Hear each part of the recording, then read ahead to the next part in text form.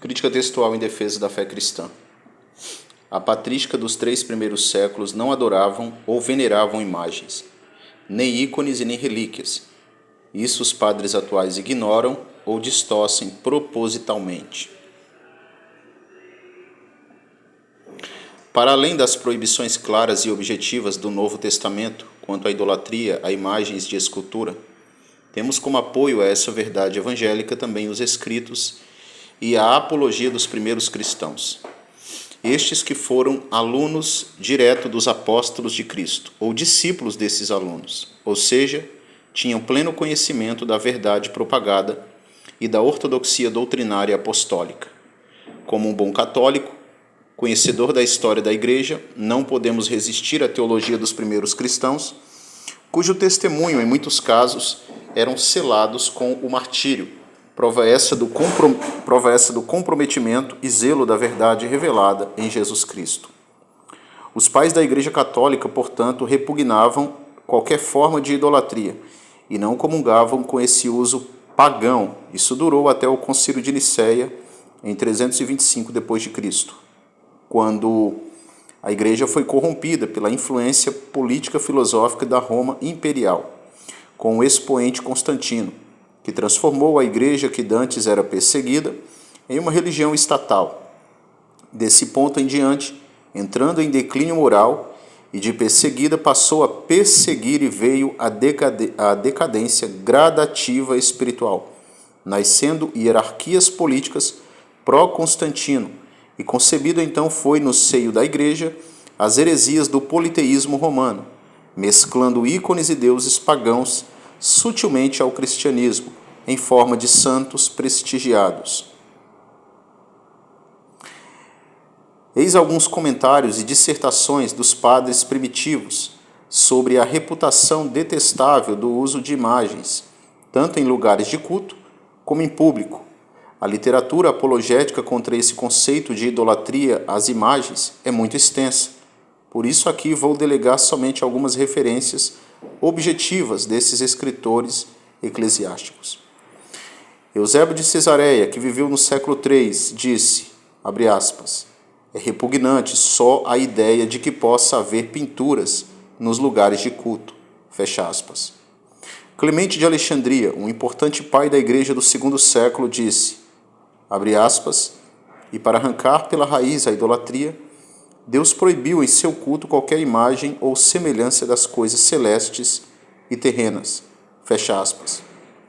Tertuliano, um dos maiores bispos católicos do II século, escreveu, reserve o homem só a Deus a sua veneração. Novamente, Clemente de Alexandria disse, obras de arte não podem ser sagradas e divinas. Orígenes, um grande pai da Igreja do III século, escreveu, aprendemos a nunca adorar a criatura em lugar do Criador.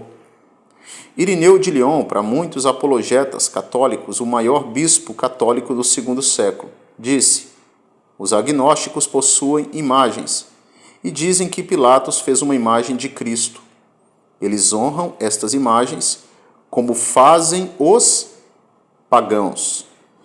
Milito de Sardes, que viveu no século II, escreveu, há pessoas que dizem, é para a glória de Deus que fazemos a imagem, para que possamos adorar o Deus que está oculto à nossa visão. Mas eles não estão cientes de que Deus está em todo lugar e nunca está ausente. Agostinho de Hipona, para a teologia católica, foi o segundo maior doutor da Igreja. Ele disse, se alguém lhe disser, invoque o anjo Gabriel desta forma, invoque Miguel dessa outra, ofereça este pequeno ritual antigo ou este mais moderno, não se deixe levar, não concorde. Não se deixe enganar por ele, só porque esses nomes desses anjos podem ser lidos nas Escrituras. Observe antes qual o papel dos anjos que lá pode ser lido. Se eles alguma vez exigiram de algum homem qualquer tipo de veneração religiosa pessoal para eles próprios, ou em vez disso sempre desejaram que a glória fosse dada ao único Deus a quem eles obedecem. Está aqui na obra de Agostinho, Sermão 198, parte 3, volume 11. Eusébio de Cesareia, em sua epístola a Constância Augusta, escreveu: é repugnante só a ideia de que possa haver pinturas nos lugares destinados ao culto. Em sua obra mais famosa, a História Eclesiástica, Eusébio deixa claro que as imagens de Pedro e de Paulo não eram um costume cristão, mas sim um costume pagão vigente entre eles. Ele disse: e não é estranho que tenham feito isso os pagãos de outro tempo, que receberam algum benefício de nosso Salvador. Quando indagamos que se conservavam pintadas em quadros as imagens de seus apóstolos Paulo e Pedro, e inclusive do próprio Cristo, coisa natural, pois os antigos tinham por costume honrá-los deste modo, sem distinção, como a salvadores, segundo o uso pagão vigente entre eles. Clemente de Alexandria também disse: toda imagem ou estátua deve chamar-se ídolo, porque não é outra coisa que matéria vil e profana. E por isso Deus, para arrancar pela raiz a idolatria, proibiu em seu culto qualquer imagem ou semelhança das coisas que estão nos céus e na terra, proibindo igualmente sua fabricação. É por isto que nós, os cristãos, não temos nenhuma daquelas representações materiais.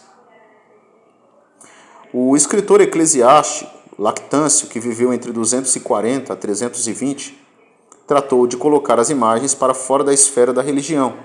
Ele escreveu: é indubitável que onde quer que há uma imagem, não há religião, porque se a religião consiste de coisas divinas, e não há nada divino, a não ser nas coisas celestiais, segue-se que as imagens se acham fora da esfera da religião, porque não pode haver nada de celestial no que se faz da terra. Epifânio, um grande bispo do IV século, escreveu: eu encontrei um véu suspenso nas portas desta mesma igreja, a qual estava colorido e pintado. Ele tinha uma imagem, a imagem de Cristo, pode ser, ou de algum santo. Eu não recordo mais quem ela representava. Eu, pois, tendo visto este sacrilégio, que numa igreja de Cristo, contra a autoridade das Escrituras, a imagem de um homem estava suspensa, eu lacerei aquele véu. Lacerei, né? Despedacei, piniquei aquele véu. Também temos Agostinho de Hipona, aqui na sua obra.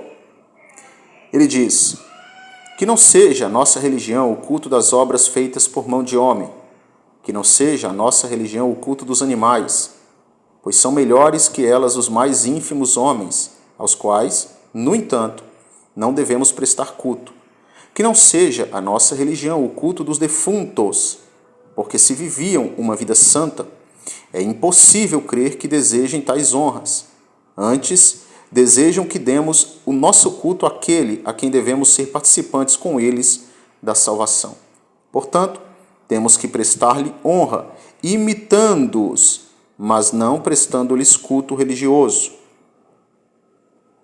Enfim, autores católicos romanos e também ortodoxos, concordam a respeito disso. Alguns, como escreveu na História Antiga David Gowan, ele escreve: os cristãos mantiveram essas convicções contra o uso de imagens no culto nos primeiros 300 anos. Um grande concílio da igreja, reunido em Elvira, na Espanha, no ano de 305 d.C., expressou sua reprovação contra algumas igrejas que apenas mantinham pinturas nas paredes. O cânon 36 do Concílio de Elvira declara: as imagens não devem ser colocadas nas igrejas, de modo que elas não se tornem objetos de culto e adoração. Tenha em mente que até essa data tardia, eles estavam se opondo apenas à presença da arte na igreja. Por exemplo, eles se oporiam ao nosso vitral, atualmente, dizendo que ele tinha o potencial de se tornar idólatra.